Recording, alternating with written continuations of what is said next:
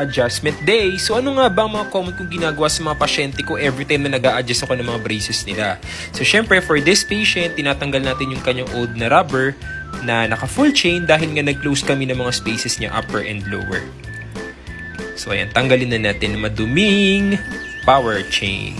Tapos, syempre, kailangan nating linisan si patient. So, hindi naman required. Pero, since gusto ko is maging maganda yung hygiene ng aking mga pasyente, as much as possible, nilinis ko lahat ng kanilang mga ngipin na covered ng brackets para at least ma-avoid natin na magkaroon ng gingivitis during sa course ng treatment ng braces.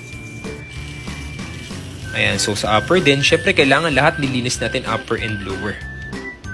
Then, for this case, dahil nga na full chain ko na yung kanyang upper and lower, nilalagyan ko siya ngayon ng ligature wire o yung tinatawag namin na figure of 8 para ilock ko na yung bite niya at hindi ko na siya lagyan uli ng full chain or ng power chain. Syempre, kawawa naman yung patient natin.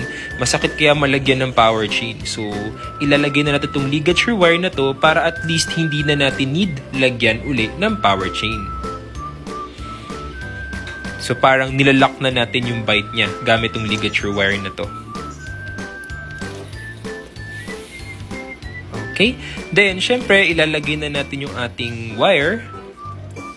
Then, lalagyan na natin siya ng power O, hindi na power chain. Power O na ilalagay natin. Kasi, hindi naman na natin kailangan mag-close ng space dahil nga, nakalock naman na yung bite niya at hindi na ito mag-relapse.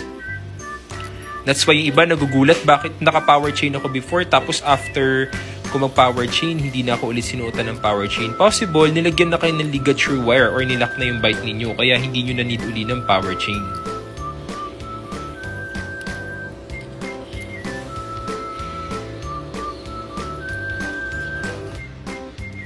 Then, pagkatapos niyan, maglalagay tayo ng fluoride treatment sa ating mga pasyente dahil very prone na tayo sa caries formation every time na naka-braces tayo. So, we assure na kailangan is napapaganda pa rin natin or napapatibay pa rin natin yung ating mga ngipin during sa course ng treatment ng dental braces. So, free ko naman itong binibigay sa mga pasyente ko dahil ganun ko sila kamahal. So, yun lang yung mga usually kong ginagawa every time na nag-a-adjust ako ng mga dental braces